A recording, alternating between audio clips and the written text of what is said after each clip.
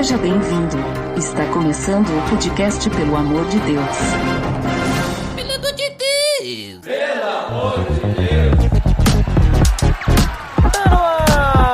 Podcast Pelo Amor de Deus, eu sou Ed The Drummer e admito que tem alguns episódios do PDD que precisam de uma edição revista e corrigida, não acha, Gael? Acho sim, Laila Tove a todos aí. Pra quem não sabe, essa é a tradução de boa noite do hebraico. Então, não sei se você tá ouvindo esse podcast de noite, mas eu tô gravando de noite, então Laila Tove a todos vocês. Muito bem, Ariel, é isso aí. E hoje, então, nós vamos ter um breve papo sobre as traduções da Bíblia. Tá beleza, Edson! Você está escutando o podcast do site peloamordedeus.org.br e vai ao ar sempre nas sextas-feiras, a cada 21 dias. Inscreva-se no nosso feed para não perder nenhum episódio em peloamordedeus.org.br/feed/podcast ou pesquise nas plataformas e agregadores de podcast. Curta nossa fanpage em facebook.com/oficialpadd. Nos siga no Twitter através do @_PADD e também no Instagram oficialpadd. Ou entre em contato conosco através do e-mail contato@peloamordedeus.org.br.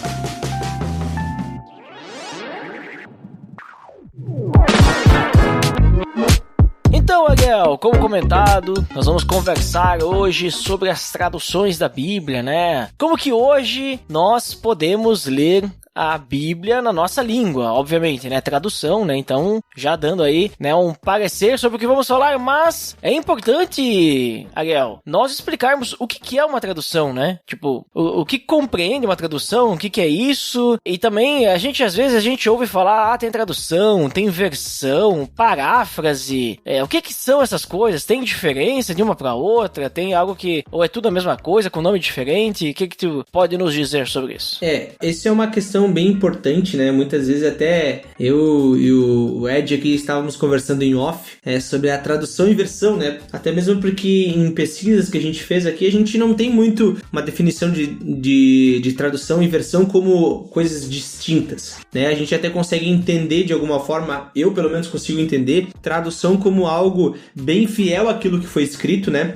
Meio que traduzindo de maneira literal aquilo que foi escrito, palavra por palavra, vírgula por vírgula, e já a questão de versão, muitas vezes a gente pode até trazer um pouco pro lado, não que é algo, não que é uma lei, né? Essa questão de diferenciação de tradução e versão, mas versão justamente numa ideia de, pego uma ideia de um versículo, de um texto e aí consigo replicar ele em outra língua, né? A tradução me parece ser algo muito mais fiel, né? Pelo menos na minha cabeça funciona assim. Porém, a gente não tem nenhuma regra que faça uma distinção entre tradução e versão. Ambas seriam a mesma coisa. Já uma paráfrase, obviamente, ela não é o texto original, não é aquela mesma ideia ali, mas é feito uma paráfrase, né? Se colocam palavras para um melhor entendimento. Então, se um texto tem uma linha, por exemplo, uma frase de uma linha, provavelmente a paráfrase vai ter mais que isso, vai ter mais de uma linha, 2 linhas, 3 linhas, né? Então, justamente para trazer uma ideia mais ampla daquilo que está sendo traduzido de fato, né? Então, tradução e versão seriam a mesma coisa, a gente até pode tentar fazer uma diferenciação, mas na essência elas são a mesma coisa. Já a paráfrase, ela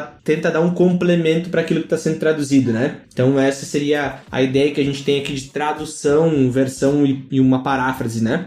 Acho que o que mais tem diferença realmente é a paráfrase da tradução, né? Que a paráfrase é que nem quando a gente utiliza, né, no nosso linguajar popular, né, parafraseando fulano de tal, né, e tal. Tu tá, vamos dizer assim, pegando as palavras da outra pessoa e tu tá remodelando ela, mas com o intuito de falar a mesma coisa. Ou, digamos assim, tu quer falar uma ideia tua, mas utilizando as palavras da pessoa, mas tu dá uma remontada, sem que saia do sentido da pessoa, mas tu tá adaptando o teu contexto, né? Então tu tá dando uma explicada, vamos dizer assim, muitas vezes, né? Isso, traz uma explicação. É quase que uma interpretação, né? Isso amplia. E a tradução, até pegando aquele exemplo, até que a gente tem bem na mão hoje, que é o Google Tradutor, né? Quando a gente pega uma frase, um texto em inglês, por exemplo, traduz pro português, muitas vezes elas não fazem muito sentido, a gente tem que meio que interpretar aquele negócio que tá sendo traduzido, porque ele é bem fiel a cada palavra, né? Tem que ter contexto. Isso, exatamente.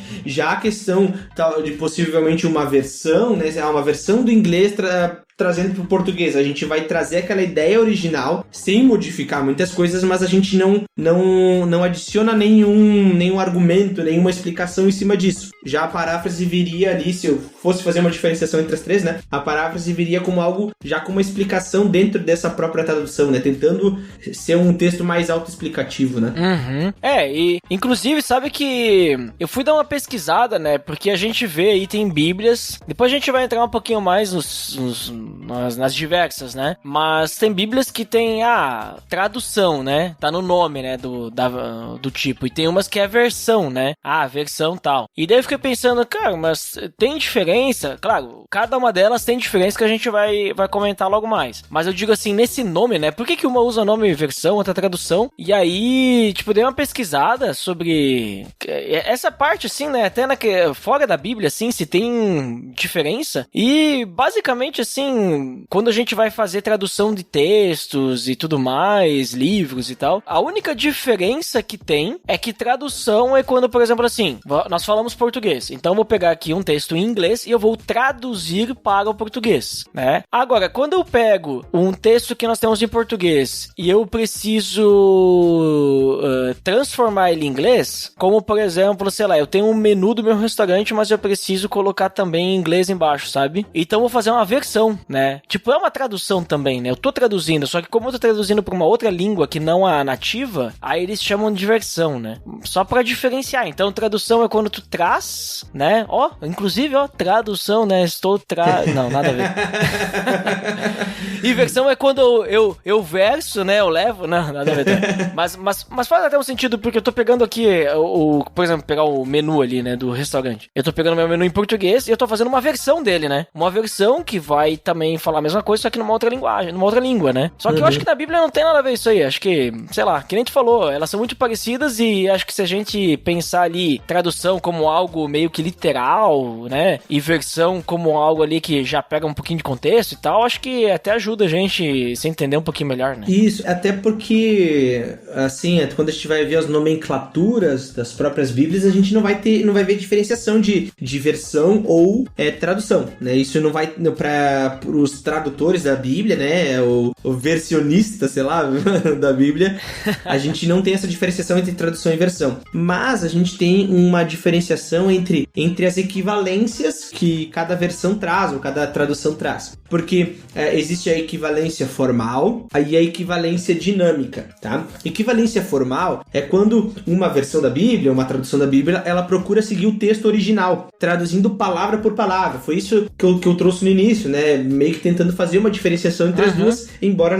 numa explicação técnica não haja diferença, né? Então, a equivalência formal, ela procura seguir o texto original. Ele vai pegar do grego, do hebraico, do aramaico e vai traduzir palavra por palavra. E também existe a equivalência dinâmica, onde que o tradutor, ele não vai se prender estritamente ao texto, mas ele vai procurar traduzir a ideia que aquele texto está trazendo, né? Primeiro ele interpreta o texto lá no original, né? Vai pegar o grego, vai interpretar aquele texto no grego, e aí ele pergunta qual seria o equivalente dinâmico na língua que ele está traduzindo, né? Então, se alguém vai traduzir para o português, ele vai pegar, vai interpretar aquele texto no grego, e aí vai pensar, como tu falou antes, Duda, eu vou trazer agora para uma outra língua, então eu vou transmitir aquela ideia para aquela língua, né? Então esse seria a equivalência dinâmica. A formal é aquela que traduz palavra por palavra, a dinâmica procura interpretar aquele texto e aí trazer a ideia para um outro idioma, uma nova língua, né? Sim, que daí, vamos dizer assim, traz algumas,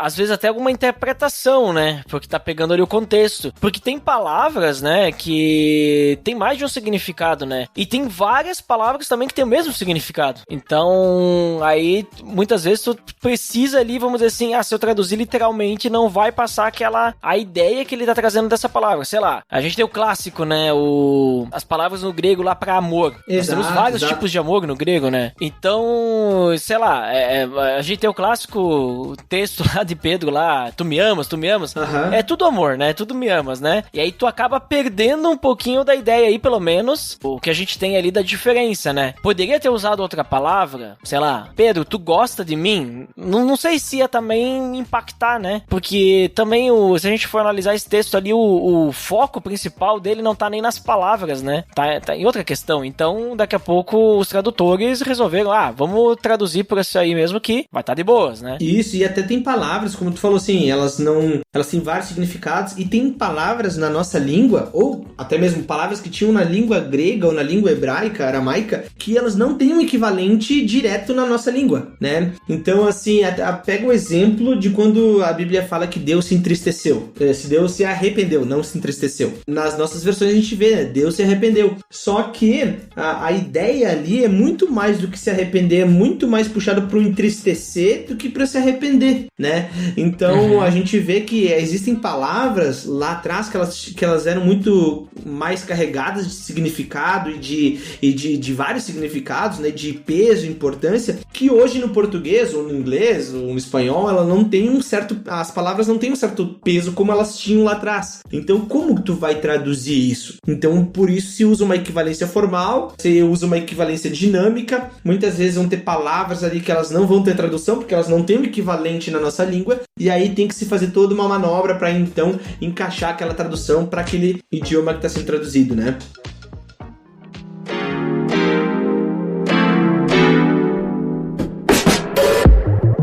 Então, Ariel, a gente já comentou aí sobre o que a gente vai falar hoje, né? A gente vai falar sobre traduções da Bíblia aí, sobre versões, paráfrases, ou seja, nós vamos falar sobre a Bíblia em português, né? Olha ali, ó, a Bíblia que a gente tem em nossas mãos hoje, porque como a gente bem sabe, a Bíblia não foi escrita em português, né? A Bíblia foi escrita em outras línguas que hoje não são mais utilizadas, né?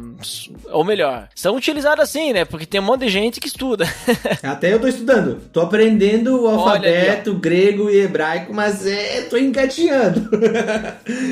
Todo mundo sabe. É alfabeta, Charlie, Delta. É alfa, alfa, Vita, não é beta. Não. É alfabeta, Charlie, Delta, Eco. Esse é o alfabeto grego, segundo os filmes de guerra. Do Rambo. Mas vamos lá. Então assim, ó, antes da gente começar a falar que tipo de versão, tradução que a gente tem hoje, acho que é importante, Ariel, ver de onde é que vem essas traduções, né, do português, né, porque a gente vai perceber que nem todas, e aí que entra alguns debates, algumas polêmicas, né, nem todas vêm da mesma origem, né, existe uma coisa chamada crítica textual, né, o que seria essa crítica textual aí, e de onde é que vão ser baseadas as bíblias em português aí que nós temos hoje? Sim, é bem importante a gente entender isso, né, porque, como tu mesmo falou, né, a Bíblia ela não foi escrita em português, ela não foi escrita nem em latim, e boa parte da Bíblia não foi escrita nem em grego, né? A gente tem uma das versões mais antigas da Bíblia como um todo, que é a Septuaginta, que tem um mito lá dos caras que se traduziram naquela época pro grego, né? Dos 70. Isso aí. Mas a Bíblia ela foi escrita em 3 idiomas, hebraico, aramaico e também o grego, né? O Novo Testamento todo em grego. E pra gente analisar tudo isso, pra gente traduzir então pro nosso idioma de hoje, né, o português, a gente ouve então sobre essa tal crítica textual. Basicamente, essa crítica textual é um método, né, que é utilizado justamente para determinar o que os manuscritos originais da Bíblia diziam lá atrás, né, para os seus primeiros leitores, né, aquilo que o autor da carta, o autor do livro, né, quis dizer. Pega um livro, textos antigos, né, pergaminhos antigos, justamente para analisar, traduzir então para nossa língua de hoje, tá? Então seria basicamente determinar o que aqueles manuscritos lá de trás estavam dizendo, né? Se eles eram fiéis, né? Se faz uma vasta comparação entre vários e vários textos, né? E isso, a gente vai pegar textos lá do século I até o século XV, isso para o Novo Testamento, e para o Antigo Testamento vão pegar textos do 4º século antes de Cristo até o século XV depois de Cristo ali. São são feitas comparações desses textos, né? Tanto textos mais antigos como o que se fala, né? Texto receptus, que é o texto aqueles textos mais antigos, e o texto majoritário, que são a maioria das cópias que a gente tem, né? Então se usa justamente a comparação entre esses textos aí pra gente fazer a tradução, né? Basicamente seria isso, crítica textual, comparar esses textos aí. Esses textos aí que tu tá falando, os manuscritos, são aqueles que, bom, não todos, né? Mas principalmente aqueles manuscritos do Mar Morto que nós falamos lá no episódio 62, Arqueologia da Bíblia. Olha ali, ó, link no post. Tu viu só? Vim construindo ali de trás ali o link no post, né? bem lá de trás, né? Bem lá de trás mesmo. Sim, eu montei a pauta desse episódio só pra poder dizer esse link no post. Mas então, interessante aí, Ariel, tu falou ali textos receptos, né, texto majoritário, tem também o texto crítico, né? Ou eclético. Ou eclético. Qual que é a diferença desses caras aí, desses métodos aí, né, de crítica textual? Isso, é que na verdade o texto receptus, ele seria basicamente as cópias mais antigas que a gente tem hoje em mãos, né? Eu digo, a gente tem, né, não que eu tenho acesso, né, mas são os textos que existem aí, pra quem... Pensei que tava na tua biblioteca pessoal aí na tua casa. Podia estar, gostaria muito, aliás. Mas, infelizmente, eu não tenho acesso a esse texto aí. O que tu ia querer ter aí também, Ariel? Tu ia ler o quê? Tu sabe mal e mal 2, 3 letras do alfabeto? Tô aprendendo mal e mal.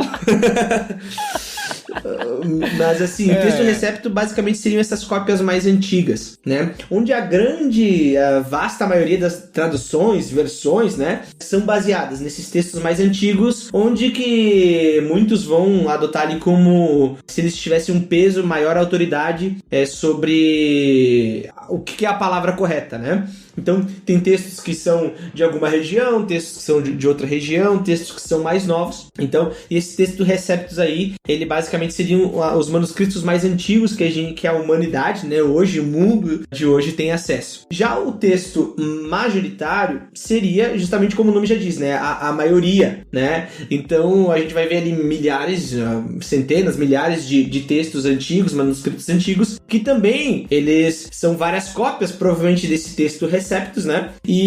Mas são a maioria dos textos onde que se tem comparações, então, entre o próprio texto majoritário e também entre o texto majoritário e o texto receptus, que é o mais antigo, né? Então, basicamente, essa comparação entre texto receptus e texto majoritário seria basicamente esse texto crítico, o eclético, né? Que se fala. Que seria basicamente olhar para esses dois textos, mas também identificar algumas evidências externas para tentar tirar exatamente o significado de cada uma dessas versões. Existem diferenças, né, entre esses textos ali, pode ser um copista que adicionou alguma palavra, ou tirou alguma palavra, ou quis explicar algum termo que era de outra época, né? Então, o texto crítico, ele seria justamente considerar essas evidências externas ou internas, né, e então explicar o porquê dessa versão, o porquê desse manuscrito, por que ele explica dessa forma, por que ele mudou, e aí chegar a uma conclusão, então, do que seria o texto original, né?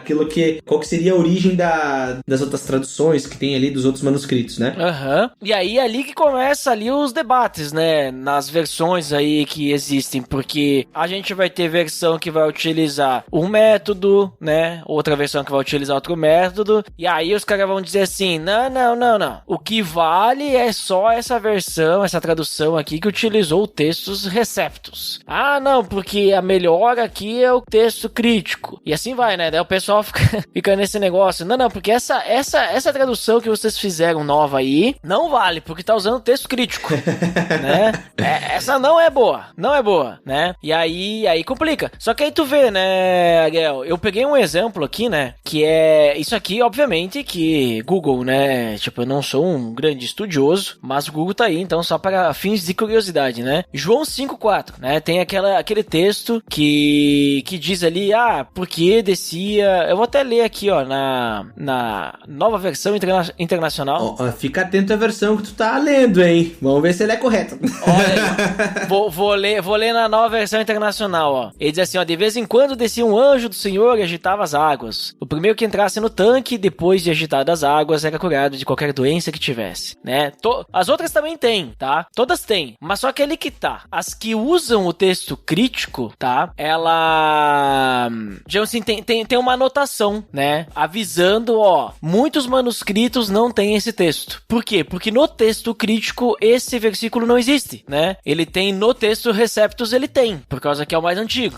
Aí, se a gente pegar o majoritário, talvez até pode ter, não foi atrás. Mas no texto crítico ela não tem. Por quê? Por causa que se a gente tem, qual que é a ideia, né, do texto crítico ali? Se a gente tem esse versículo em alguns manuscritos, mas não tem em outros, sendo que é uma questão, vamos dizer assim, é como se fosse uma explicação cultural do motivo do paralítico ir até o tanque, né? Pode significar que esse versículo, esse trecho, foi adicionado por algum escriba, né? É escriba, né? Os caras que faziam os copistas, né?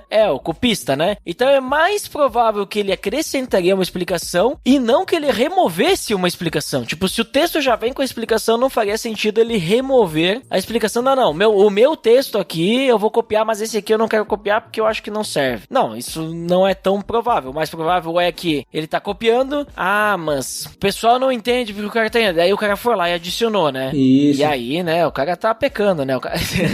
Não, é bem... Isso tem alguns debates, né? Até Marcos 16 tem um debate ali, né? Sobre se foi acrescentado ou não, né? Mas a gente vê, inclusive, essas questões de explicação no próprio livro de Marcos, né? Porque Marcos está escrevendo para quem não é judeu, né? E aí até alguns termos ele até traduz, quer dizer isso, né? Quando ele pega Jesus falando efatá, né? Ele explica o que quer dizer efatá, né? Então é interessante isso, né?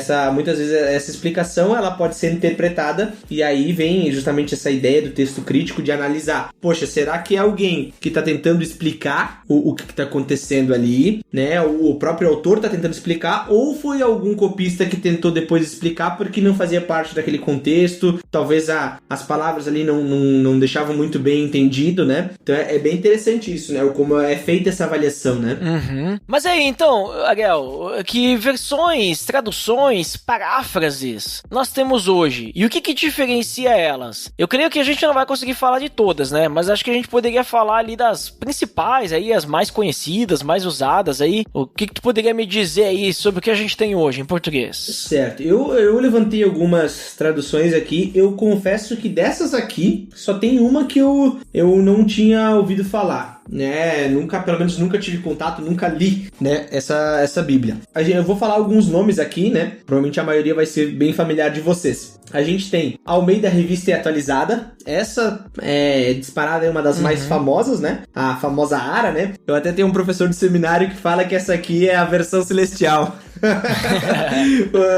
Então, essa aqui justamente é uma Bíblia. A ARA, né? A Almeida Revista e Atualizada, ela pega bem aquela ideia da equivalência formal que a gente falou lá no início, né? De pegar e traduzir palavra por palavra, não se ter tanto a ideia, mas traduzir aquelas palavras exatamente como estavam lá no texto, no original. E é importante tu ter falado isso, Ariel, porque as Almeidas, normalmente, elas têm essa pegada. Exceto, agora a gente tem a nova Almeida atualizada, né? Isso, a NAA. Que daí ela faz uma mistura, né? Isso. É tipo a NVT, que é a nova versão transformadora, acho que tu vai falar também. Isso. Faz uma mistura dos dois princípios. Mas é importante esse negócio que tu falou da ARA ali, que tu falou, a ARA é equivalência formal. E aí a gente pensa sempre, beleza, todas as Almeidas são, né? Exceto a nova, né? Porque a gente tem várias traduções de Almeida. Aí tem a ARA, e aí tem, por exemplo, também a Revista Corrigida. Que é uma das primeiras, né? Também é formal, né? Sim, também é formal. Só que tem diferença. Isso. Né? Isso é uma coisa importante, Ariel, porque eu não tinha me tocado que elas têm diferença, e a diferença tá na origem, o tipo de crítica textual que elas utilizaram, né? Exato. Não, e então, Ariel, o que eu vi? A Revista Corrigida, ela vai privilegiar o texto Receptus, que é aquele mais antigo, certo? E a ARA, que é essa revista e atualizada, que como é que tu falou? É a versão celestial. Celestial, ela usa como fonte o texto crítico, né? Então isso vai... Por isso que assim, ó, eu tenho várias versões, né? E eu já vi diferença da revista corrigida e a revista atualizada. E eu ficava pensando, qual que é a ideia da revista corrigida e revista atualizada? Será que, tipo assim, o João Ferreira de Almeida lançou a primeira lá, aí os caras vieram, temos aqui alguns erros de digitação, vamos fazer essa aqui revista e corrigida. Agora nós temos que atualizar um pouquinho o português aqui, que tá muito arcaico, vamos fazer a revista e atualizada, né? E aí depois também tem a corrigida e fiel, que essa é fiel, né? As outras não são.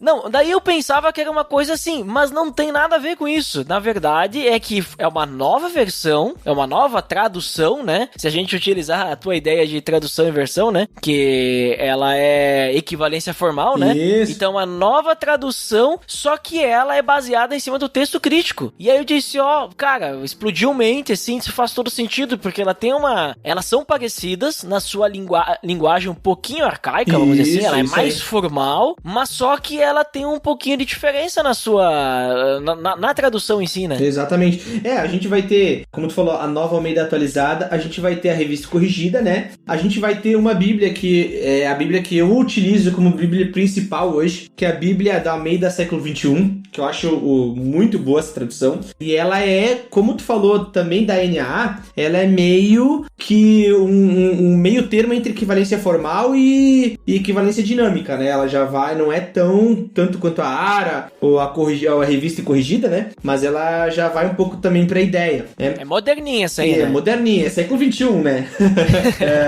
Além disso, a gente vai ter a NVI, né? Uma das mais famosas também, é a nova versão internacional. A NVT, como tu mencionou. A NVI, acho que é importante citar também que a NVI, porque assim, o que acontece? A NVI, ela é da Sociedade Bíblica, né? Uhum. Né? Sim. Me corrija se eu estiver errado. Isso. E primeiro foi lançada bastante tempo atrás, acho que faz mais de 50 anos, a NIV, que é New International Version, né? Em inglês, né? Isso. E a NVI veio aí nos anos 90, que foi lançada, a NVI. Só que às vezes o pessoal pode pensar que ela é uma tradução do inglês, mas não é, né? Ela é uma vamos chamar de versão, né? Equivalência dinâmica, né? Isso. Então, ela é uma versão, né?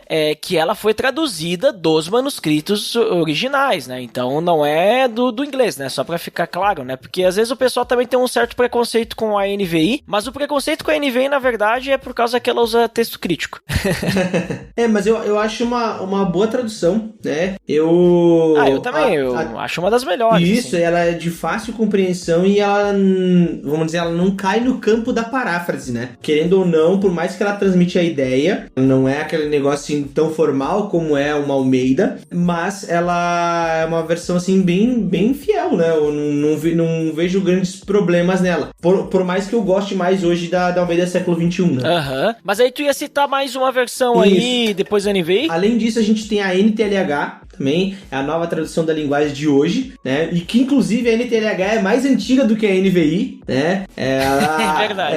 Então, a primeira vez que eu descobri isso, eu fiquei surpreso, porque a NTLH tem uma linguagem muito simples, né? Muito fácil de entender nos nossos dias hoje. E eu achava que ela vinha depois da NVI, né? Mas ela é uma versão mais antiga do que a própria NVI, né? Só que, pelo menos ao meu ver, a NTLH, ela não é equivalência formal, ela se encaixaria como uma equivalência dinâmica, mas de alguma forma ela até vai puxando um pouquinho, dependendo do caso, para uma paráfrase. Já vi casos, até Efésios 4, até conversei com o Duda, que a gente tem estudado Efésios lá na igreja, né? E até a NTLH, ela traz algo além de simplesmente a tradução. Eu peguei várias versões ali, comparei, e ela trazia uma outra frase que as outras bíblias não traziam, né? Então eu vejo que, dependendo do caso, ela traz uma pitada de paráfrase ali no meio, né? Sim.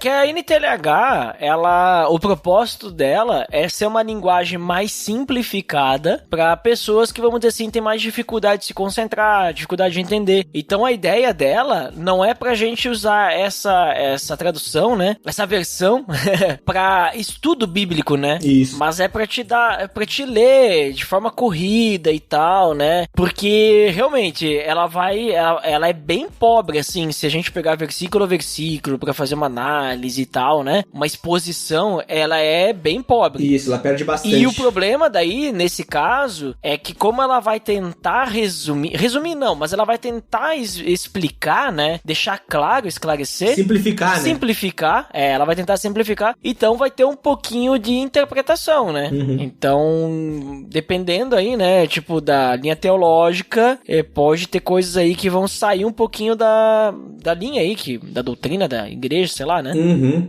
E é uma versão, é que a gente vai ver, até a gente vai comentar mais pra frente, cada Bíblia vai ter um propósito, né? A gente tá falando aqui da NTLH em específico, né? Que a gente vê bastante, por exemplo, jovens, alguém que é muito novo, não tem muito hábito de ler, não tem dificuldade para interpretar textos, uma NTLH vai ser de fácil compreensão para ela entender o evangelho, né? A gente vai ver tanto para crianças, para pessoas que têm um nível de alfabetização um pouco mais complicado, né? Então ela vai facilitar bastante, né? E até mesmo pra gente fazer leituras, por exemplo, extensas, por exemplo, da história, porque a gente sabe que a Bíblia, ela não é só lei ou não é só carta, ela é, a grande parte dela, a maioria, a parte dela, vamos dizer assim, 70% da Bíblia é história, né? Então, pra gente ler uma história e não ter aquela carga pesada de uma Almeida, por exemplo, de uma Ara, uma NTLH, ela se encaixa muito bem pra te ler corrido, né? Pra te aproveitar esse tempo e não ser uma leitura pesada, né? Então, a NTLH se encaixaria muito bem nesse perfil, por exemplo. Uhum. E aí tem também, Ariel, a NVT, né? Que tu citou também ali por cima, a nova versão transformadora, olha só. E essa é uma das mais recentes, né?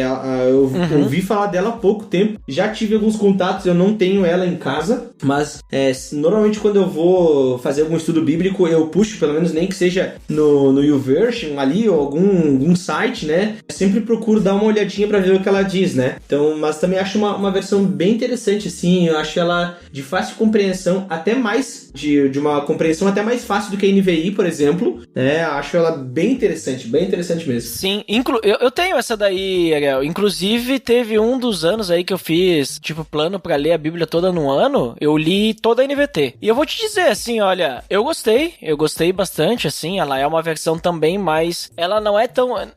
eu não comparo ela com uma NTLH, eu diria que ela é uma NVI com uma nova linguagem. Exatamente, assim, né? Exatamente. Mas, assim, tem coisa que não adianta, tem coisa que tu vai pegar na NVI, ainda fica melhor, e tem coisa que tem que ser na Almeida, né? Porque ela tipo assim, tem alguns pontos, assim, que ela perde, mas tem outros pontos que, agora eu não peguei nenhum exemplo, né? Mas tem alguns pontos que ela é até melhor que a NVI, assim, pra passar realmente, sabe, na tradução, assim, né? O que realmente deveria ser, né? Mas aí é questão, né? Tipo, são tudo decisões ali dos tradutores e tudo mais, né? Tem o clássico que eu sempre escuto falar, né? Que lá na grande comissão poderia ter sido traduzido como indo, né? Façam discípulos. Uhum. Mas ninguém traduziu isso aí. Eu quero saber por que ninguém botou. Ninguém teve coragem.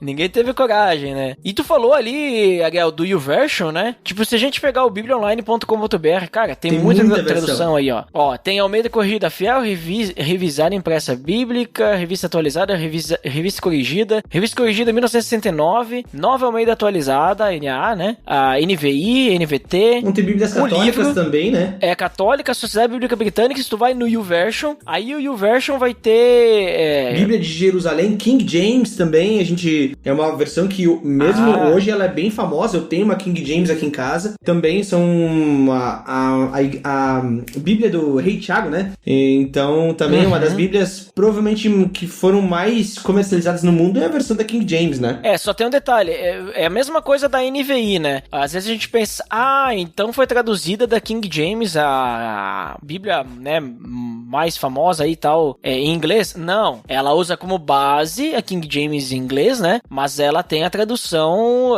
dos originais, né? Isso. Então é a mesma coisa. Ó, eu tô vendo aqui que no YouVersion, aí, o Bible.com, né? Além daquelas ali do Biblia.com, Bíblia Online, né? Também a gente tem a Almeida Século XXI, olha só, que tu tá usando aí. Esse é top. Tem a Bíblia Livre para Todos, a Nova Bíblia Viva. Isso. Que essa daí também é uma paráfrase, né? Essa Bíblia Viva aí, né? É uma paráfrase, ou seja, ela busca, vamos dizer assim, trazer uma explicação daquilo, então não é uma tradução direta ou literal e tal, né? Não é uma tradução, né? Ela é uma paráfrase, né?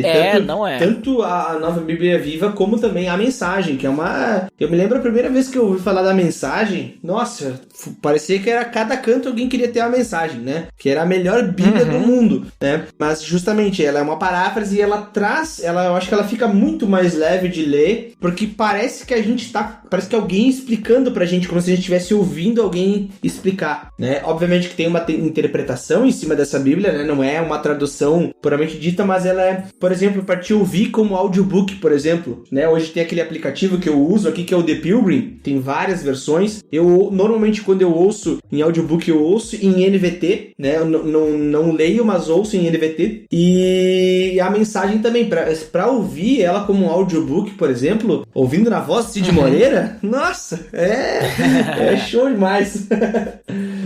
Tá, mas aí eu vou te fazer agora a seguinte pergunta, Ariel, porque a gente viu tem várias versões, inúmeras versões da Bíblia em português, graças a Deus, né, que a gente tem na nossa língua e opções, né, inclusive, né, mas como é que fica a questão da inspiração das escrituras? Porque o que acontece? A gente sabe que a Bíblia é inspirada por Deus, né, quando ela foi escrita, e isso é importante a gente deixar bem claro, quando ela foi escrita, ela foi inspirada por Deus, só que ela foi escrita em hebraico, foi escrita em grego, né, aramaico e tal. Ela não foi escrita em latim, não foi escrita em português. E aí como é que fica? Porque quem foi inspirado para escrever foi o escritor, né? Foi, sei lá, Paulo que foi inspirado, foi Mateus, foi João, foi Isaías. Mas quem tá traduzindo, quem tá fazendo a paráfrase, né, o seu Eugene Peterson, né, sei lá, que fez a mensagem aí, como é que fica isso aí? Porque tá escrito na Bíblia que ela é inspirada, mas é inspirada a escritura, não a tradutura, né? O aversionamento aí. Como é que fica aí? Olha, o texto original, ele foi inspirado por Deus, né? Nós cremos, nós temos fé nisso, e de alguma maneira ele não pode ser alterado ou atualizado, né? Esse texto original, ele foi inspirado por Deus daquela maneira. As suas palavras, os seus princípios, eles não devem ser alterados ou atualizados de maneira nenhuma, visto que eles são palavras de Deus, né, inspiradas por um Deus que ele não muda, né, um Deus imutável. Então aquilo que ele disse lá atrás é palavra de Deus e aquilo não muda, né? Porém, a gente tem, como tu falou, né, a gente tem traduções hoje. Elas não são aquela mesma palavra lá, né? Mas as traduções não desqualificam a inspiração das escrituras. Elas não tiram, de alguma forma, a autoridade da Bíblia como palavra de Deus. Elas somente vão acomodar a linguagem do grego, do hebraico, do aramaico para a linguagem do nosso tempo. É uma acomodação, né? De certo modo, se a gente for pensar isso, levar, vamos dizer assim, até a última instância, é o modo que Deus sempre usou para se comunicar com o seu povo. Ele sempre utilizou a nossa própria linguagem, né? Então, quando a gente olha para Deus é um ser infinitamente superior a nós. Mas para se comunicar com o seu povo, se comunicar com a humanidade, ele utiliza uma linguagem a linguagem do homem, uma linguagem conhecida pelos homens. Então, de certa forma, a linguagem ela é uma forma de acomodação para a gente entender aquilo que Deus está querendo comunicar a nós, né? E aí, se a gente pegar como exemplo, por exemplo, quando a gente tem uma criança, né, que está aprendendo a falar, uma criança ali com 1, 2 anos, um pai, ele não fala com palavras difíceis com aquela criança, né? E da mesma forma Deus fez lá atrás com o seu povo, né, se comunicando de forma que o povo conseguisse entender, em que as pessoas conseguissem entender, e da mesma forma eu creio que Deus utiliza essas traduções para acomodar aquela linguagem que ele falou lá atrás para outras pessoas, para que essa linguagem seja entendida por nós. Então basicamente seria uma acomodação da sua linguagem. Ele não está mexendo nos seus princípios. A Bíblia que a gente tem hoje, ela não altera os princípios, não altera aquelas palavras que foram ditas, porém é uma acomodação daquela linguagem do passado para uma linguagem atual, né? Seria basicamente isso. Então tu quer dizer que naquela época Deus não falava em Almeida com o povo? Inclusive, eu ouvi uma vez um judeu falar que os judeus, eles creem, né? Eles só creem no Antigo Testamento, né? E eles creem que a forma com que os profetas escreveram, né? No caso hebraico, foi essa língua que foi utilizada lá para a criação do universo, né? A gente vê no ato da criação Deus falando, né? O judeu, o ortodoxo, o ultra-ortodoxo, ele vai crer justamente que o hebraico foi a linguagem utilizada por Deus para criar todas as coisas. Por isso que quando tem aqueles estudiosos judeus, eles não traduzem a Bíblia. Eles são muito fiéis a isso porque eles creem que aquela é a linguagem que Deus utilizou para criar a humanidade, né? Então, para um judeu, o que interessa é o hebraico, né? E como tu falou, Duda, Deus não falou na linguagem da Almeida, não falou na NVI, não falou nessa linguagem lá atrás. Não, mas eu quero dizer sim, porque tu falou que Deus falava de uma linguagem que o povo entendia, né? E a Almeida ninguém entende, né? Então ele não falou dessa forma, né? Não, mas tu sabe o que é interessante? Eu concordo contigo, Ariel. É bem por aí, sabe? Tipo, se a gente for analisar de uma forma fria e calculista, né? As traduções que a gente tem hoje, elas não são inspirações inerrantes da Bíblia, né? Da mesma forma como a gente tinha o texto infalível original, né? Porque aquele sim tava isento de erro e tudo mais, porque Deus inspirou totalmente. Só que a gente tem que lembrar que quando a gente fala de tradução, a gente fala de Bíblia, de palavra de Deus, que tem uma questão muito importante quando a gente estuda a Bíblia, né? A bibliologia, né? Que é a preservação das escrituras, né? E isso é muito importante, porque Deus, ele não simplesmente inspirou para que a palavra dele fosse escrita, mas ele também preservou a sua palavra, porque a gente só tem hoje a Bíblia traduzida porque os manuscritos originais, eles foram preservados. Talvez não o mesmo papel que, sei lá, que Daniel escreveu, né? A gente não tem ele hoje, mas só que através dos copistas, né? Dos escribas, que eles iam e eles tinham uma forma extremamente meticulosa de copiar, porque até o espaço que tinha de cada lado, eles tinham que cuidar e tinha que ser exatamente o número de letras, eles contavam pra ver se tinha sido feita uma cópia exata e tudo mais. Então, assim, tudo isso é obra de Deus, sabe? De preservar a palavra dele para que ela pudesse chegar hoje nas nossas mãos, né? De uma forma traduzida, sim, mas tudo bem, né? E da mesma forma, tipo assim, a tradução, ela não é feita de qualquer jeito, né? Não é um Google Tradutor, que a gente joga ali o texto ali dos manuscritos aí do Mar Morto, jogamos ali no Google Tradutor, pronto, temos aí agora a tradução. Não, nós temos comissões de tradutores, né? Tem toda... A própria NVI demorou 10 anos para ser feita, né? Então, não é uma coisa assim da noite pro dia, e principalmente quando tu lida com texto crítico, mais ainda, tu tem que ficar debatendo, né? Quando não é uma tradução, mas é uma versão, né? Em que tu tem que fazer uma equivalência dinâmica, mais ainda, porque, tipo, tu não pode decidir sozinho, né? Tem que ter um consenso, tem que ter uma certa, aí, um debate. Como é que nós vamos utilizar a tradução dessa palavra, né? Tem um caso que eu vi também, que é do Colossenses 3:12, né? Tipo, tem um termo ali que, tipo, tu não tem uma tradução específica, né? E aí vamos traduzir pra quê? Tipo, algumas traduções vão colocar ali ternos afetos de misericórdia. E aí outras tradutores vão colocar coração compassivo, né? E aí, qual que é o certo? Né? Sendo que a palavra ali pode ser traduzida como profunda compaixão, misericórdia, né? Então, aí tu tem que chegar num consenso. Daí tem algumas traduções que vão ter uma coisa, tem outras que vão ter outra. E aí foi o que eles decidiram. Então, no fundo, o contexto ali, independente da palavra utilizada, tu tá chegando igual, né? Só que um é mais difícil tu entender. E tu precisa de uma faculdade pra entender, né?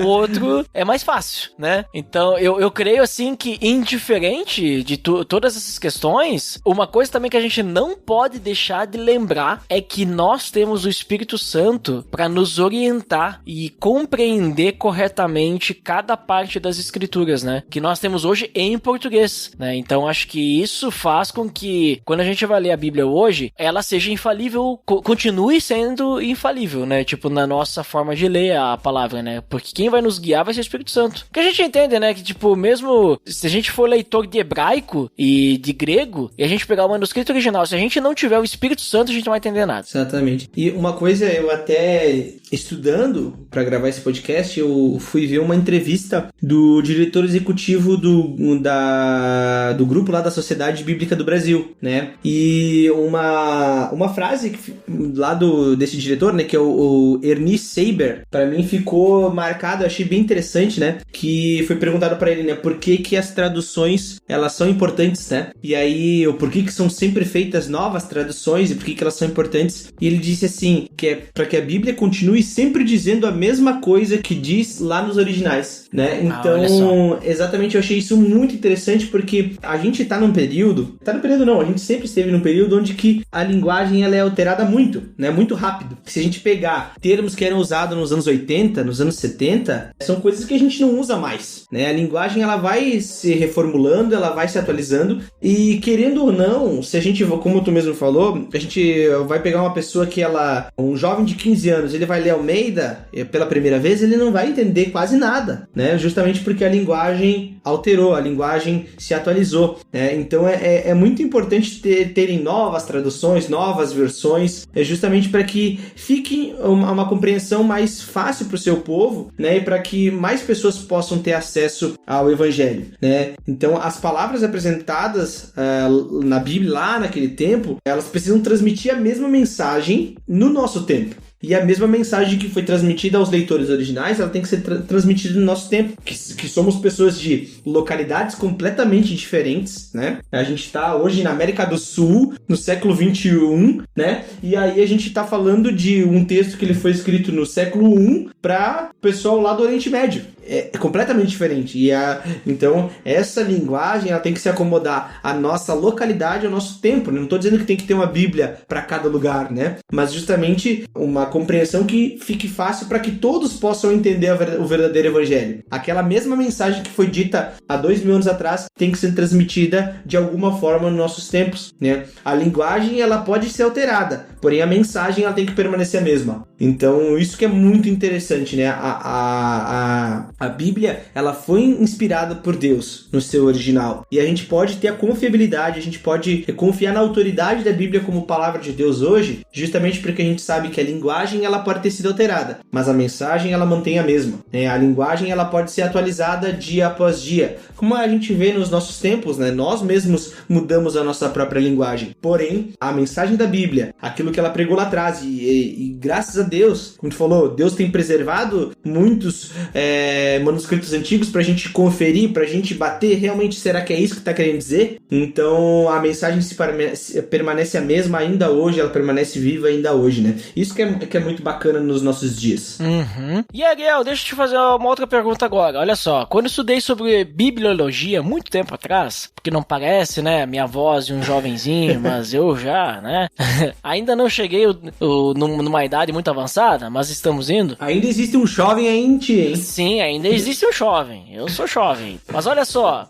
quando eu estudei bibliologia, o material da faculdade que eu estudei, eu não fiz faculdade, né, mas eu tava estudando junto, né, e tal. O pessoal daquele lugar lá, eles eram meio assim, sabe, tipo, só existe uma versão que presta e chegaram até a dizer que NVI era heresia, porque usava texto crítico, né? Olha só.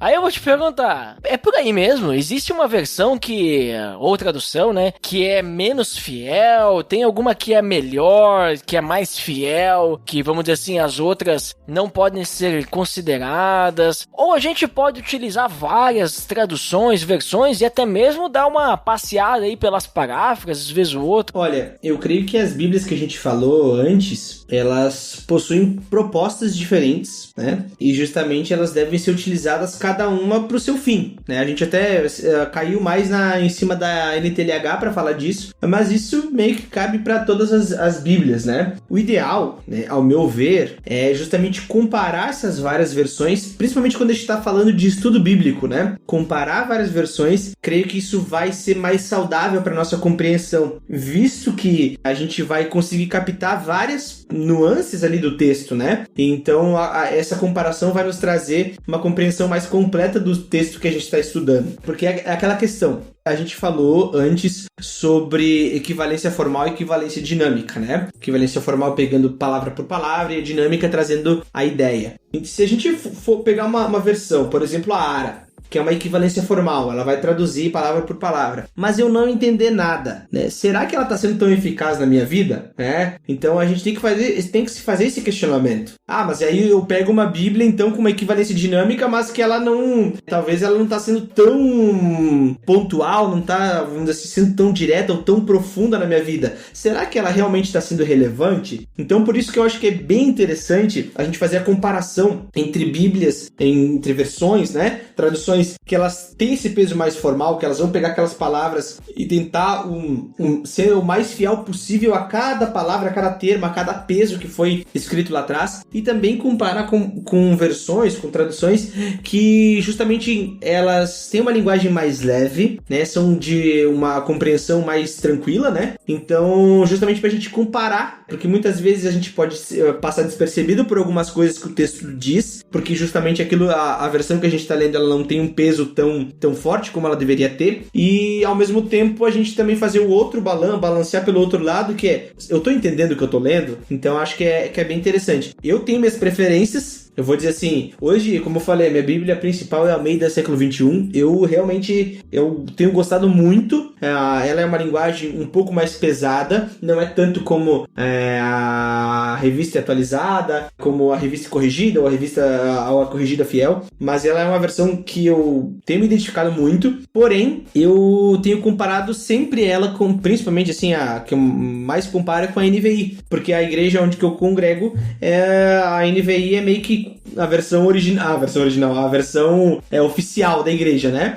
A maior parte das pessoas usa a NVI. Então, normalmente, quando eu vou fazer um estudo bíblico, ou quando eu vou pregar na igreja, eu vou utilizar a NVI, porque a maioria das pessoas estão utilizando a NVI, mas se eu começo o meu texto, as minhas análises, eu vou tentar pescar alguma coisa no grego, no hebraico, pegar alguma chave aqui para ver as palavras e tal. Tento, na medida do possível, na medida que eu consigo ir para os originais, mas sempre a minha base aqui como Bíblia em português é a Almeida século XXI. Comparo ela com a NVI, aí quando eu vou pregar eu uso a NVI, né? Mas também acho outras versões, traduções ali muito interessantes, tipo a ARA, eu acho ela muito bacana também, sempre que possível, meio que toda pregação eu vou comparar com a ARA também. E a NVT também acho uma versão fantástica, assim, pra gente estudar a Bíblia e ter uma compreensão um pouco maior. Eu pontuaria essas 4 versões aí. A Almeida século XXI, NVI, ARA e NVT. Pessoas vão ter outras preferências, mas eu tenho gostado bastante dessas aqui. Uhum. Eu tenho aqui, que eu tenho assim, de papel, né? Uhum. Eu tenho NVI, ARA, a corrigida fiel, NVT e mensagem. Eu acho que eu não tenho a revista corrigida não, aqui. Ah, tenho sim, tenho uma revista corrigida também. Tava olhando aqui pra trás. Mas, sabe o que é mais interessante, Ariel? Que tu pode, hoje, a facilidade, porque a pessoa vai pensar, nossa, tem que comprar um monte de Bíblia. Mas hoje, que nem eu falei, tu tem o bibliaonline.com.br, tem o aplicativo do YouVersion, né? Uhum. Então, na palma da mão, tu tem acesso a todas essas Bíblias e muito mais. Exatamente. E mais legal, tu pode comparar, sabe? Eu tenho uma Bíblia de papel que é comparativa, que ela é Almeida de um lado e NVI do outro. Mas no celular tu pode botar também. Sim. Né? Tu pode ver duas ao mesmo tempo, sabe? Comparando. Eu quero comparar aqui uma Almeida e deixar uma NVI, uma NVT do lado, sei lá. Quando chegar aqui, uma palavra difícil, dá uma olhadinha no versículo do lado e já compara. Pode fazer isso se quiser, né? Tu pode estar lendo duas ao mesmo tempo, né? Exatamente. Então, as facilidades hoje da tecnologia, Ariel, isso aí no passado não era possível. Sim, era bem mais complicado, né? E até quando a gente vai surgir aqui um link no post, né? Porque quando a gente vai fazer as análises do 3:16, daquela série 13:16, Opa. a gente utiliza várias e várias versões, a gente lê inúmeras versões no próprio episódio, né? Então é muito benéfica. Olha ali então, link no post. É muito benéfica essa comparação, justamente pra gente ter uma compreensão mais assertiva, mais apurada aí daquilo que o texto bíblico quer dizer, né? E as versões que a gente lê na série 13:16, todas elas, exceto a mensagem, que ainda não sei se tem, mas eu vi recentemente no Google que alguém colocou na web a mensagem pra ver gratuitamente, tá? Mas todas as outras versões tem gratuitamente nos aplicativos ou no site do Bíblia Online. Então todo mundo pode ver, sabe? Então, nossa, no passado era muito mais complicado tudo isso, sabe? Agora as pessoas, elas podem ter a Bíblia onde quiser, né? Claro, estamos falando de português, né? A Bíblia não foi traduzida ainda para todas as línguas.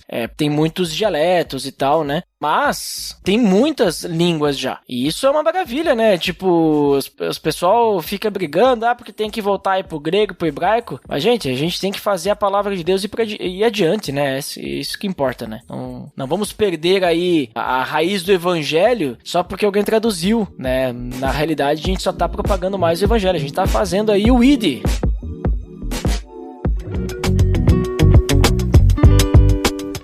Então, Ariel, muito bom o papo que tivemos aí. Falamos aí sobre as traduções da Bíblia. Olha só, que interessante. Inclusive, já me deu a ideia aí, tá? Que eu tenho que chamar alguém pra gente gravar também sobre comentário bíblico. Olha aí, Ariel. Olha ali, que interessante. Temos que gravar um episódio também.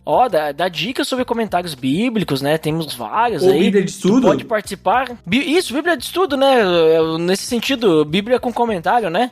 Sabe? Bíblia de estudo, isso. Eu falei comentário bíblico. Bíblia de estudo, né? Então, tu já tá convidado. Opa! E vou chamar mais alguém aí pra gravarmos aí. Acho que vai ser legal, hein? Eu poder recomendar aí Bíblia de estudo também e tal, com comentários, vai ser legal. E, Ariel, então, suas considerações finais aí sobre o episódio de hoje? Bom, pessoal, falando sobre traduções da Bíblia, eu me deparo com algo que a gente comentou lá no início, né? De como Deus tem preservado a sua palavra até os dias de hoje. Me lembro daquilo que Samuel fala, né? Até aqui o Senhor esteve conosco, né? Então certamente Ele vai estar no restante da nossa caminhada, e isso me alegra em saber que Deus tem preservado a sua palavra até aqui, e certamente Ele irá preservar a sua palavra até a eternidade, né? Então isso nos traz uma confiança, nos traz uma esperança de que aquilo que a gente crê é verdadeiro, né? Obviamente nós temos várias traduções, a gente sabe que o que foi inspirado por Deus é o original, mas graças a Deus e somente a Ele, nós temos acesso à sua palavra hoje de forma simples, até mesmo na palma da nossa mão, através do celular, aplicativos no computador, ou até mesmo na Bíblia física. A gente fala de manuscritos que foram escritos à mão há 2000 anos atrás, né? E de uma Bíblia impressa hoje que ela é de caráter pessoal, a gente pode ter mais de uma Bíblia em casa, né? Então tudo isso, graças a Deus, a gente pode ter mais de uma versão em casa, a gente pode estudar a Bíblia, a gente pode estudar ela em várias versões, no português, a gente pode estudar em outras línguas, quem sabe nos originais, no grego, no hebraico, no aramaico. Então tudo isso graças a Deus. Mas independente da tradução, da versão, paráfrase que a gente leia, o interessante é que a mensagem da cruz seja pregada a cada um de nós. E que isso não saia da nossa mente. Talvez a gente vai ter dificuldades para muitas vezes entender a Bíblia, e a gente vai ter que pedir ajuda, a gente vai ter que recorrer a algum comentário, auxílio de nossos líderes, pastores, né? Mas que a gente, acima de tudo, a gente leia a Bíblia, que a gente conheça a palavra de Deus, que a gente pregue aquilo que a palavra de Deus nos ensina, e que é uma palavra de Deus que foi inspirada lá atrás, mas que ela permanece viva, que ela é atual, mesmo com outra linguagem, é a mesma mensagem que foi pregada 2000 anos, há 3000 anos atrás, né? Então que nós possamos não esquecer disso, lembrar diariamente que essa palavra foi entregue a nós por Deus e ela tem sido preservada por Deus até os dias de hoje. Possamos agradecer a Deus, possamos confiar na palavra, ler a palavra, decorar a palavra se for preciso, mas que a gente lembre, que a gente memorize, que a gente seja grato por aquilo que Deus proveu nas nossas vidas, que é uma palavra que nos trouxe esperança. Essa palavra que a gente tem hoje nas mãos, ela fala de Cristo, e a gente só conhece a Cristo por meio dessa palavra, essa palavra que chegou até nós hoje, né? Eu não vi Jesus Cristo pessoalmente em carne e osso, mas eu sei que Ele é real, eu sei que Ele é o próprio Deus, através da palavra que foi traduzida para mim nos dias de hoje. Então, que sejamos gratos a isso. Quem sabe algum de nós, em algum momento da história, a gente vai poder fazer parte disso, fazer parte de uma equipe de tradutores. Eu não sei quantos dos nossos ouvintes são envolvidos com teologia, com o estudo da linguagem, com grego, hebraico e enfim, mas quem sabe alguns de nós no futuro vão fazer parte de equipes que vão traduzir a Bíblia e que Deus seja louvado com tudo isso. Que em tudo a gente possa dar honra e glória a Deus, porque a palavra dele é viva nos nossos corações hoje e ela está acessível a cada um de nós. Então, é isso que a gente tem, que eu gostaria de deixar de consideração final. Agradeço aí o convite de participar de mais um episódio, de poder aprender também, porque afinal, quando a gente vai falar, a gente vai debater um tema, a gente se prepara, a gente estuda, e é muito bacana poder conhecer um pouco mais da história de como a palavra de Deus chegou até nós nos dias de hoje. Então, é isso. Um abraço aí para todo mundo que está nos ouvindo. Show de bola, Guel! Muito obrigado por participar aí conosco mais uma vez. E também quero finalmente considerar que tu já falou tudo, falou bonito. Então, não sobrou muito pra mim. Me faltam palavras agora. Não, mas é realmente o que tu disse, né? Acho que em vez de a gente ficar pensando, isso aqui tá errado, não sei o quê, muitas pessoas criticam, né? Que nem, por exemplo, a mensagem foi bastante criticada, essa paráfrase, né? Mas a paráfrase não é, por exemplo, a mensagem, né? Não é uma Bíblia pra te usar no púlpito, né? É pra te dar pra alguém ali que, sei lá, tem dificuldade de ler, ela vai ter uma linguagem ali mais simples, né? E conforme ela vai crescendo, depois ela vai ter facilidade, né? Foi tu mesmo que me disse que conforme tu conhece mais a Bíblia, textos como, por exemplo, Almeida, que eles são mais formais, eles vão até ficando mais fáceis, não é? Exatamente. Cada vez mais eu tenho gostado dessa linguagem arcaica, cada vez mais. Olha só. Então, é essa a ideia, né? Tipo, a gente não precisa ficar pensando assim, fulano lê tal versão, né? Nossa, ele não sabe, né?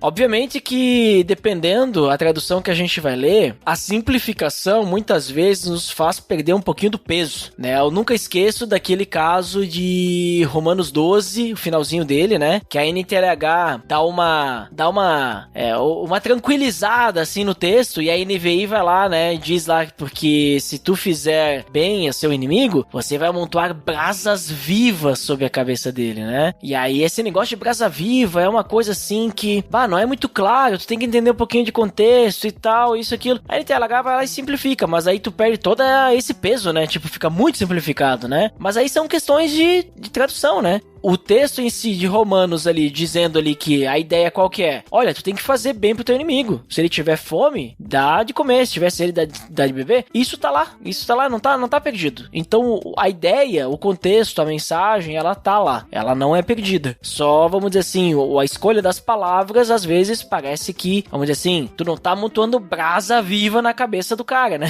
É um pouquinho diferente. Então, assim, acho que tem a abertura pra gente utilizar várias versões. Eu também, quando preparo mensagens, eu utilizo mais de uma, comparo, e volta e meio até dou uma lida na mensagem, no texto que eu vou pregar, só pra ver o que o seu Eugene lá interpretou daquele texto, né? Só pra ver o que ele pensou quando ele leu aquele texto pra escrever a versão dele aí, a paráfrase dele, né? Então é isso. Procure sempre comparar, né? Utilize as versões. Agora você já conhece um pouquinho mais sobre cada uma, né? Vale a pena também você buscar mais sobre a história de cada uma. Eu sei que a NVI, por exemplo, tem um livro só contando sobre como que foi feita a NVI, né? Foi escrito pelo Luiz Saião, que foi o cara que coordenou, né, toda a escrita da NVI, né? Era pra ele ter participado conosco, mas infelizmente questão de agenda e outras questões aí, não conseguimos agendar com ele, mas quem sabe futuramente tenhamos outra oportunidade, ou talvez era pra mim e pro Ariel, né, se puxar aí no estudo, né, e não ficar dependendo de um cara só, né? Que nem o Ariel falou, né? Tipo, quando a gente estuda, a gente aprende muito mais, e foi muito bom a gente buscar mais pra trazer pra vocês aí um pouquinho mais sobre as traduções da Bíblia. Então tá, muito obrigado pra quem nos escutou até aqui, e até o próximo episódio. Até mais!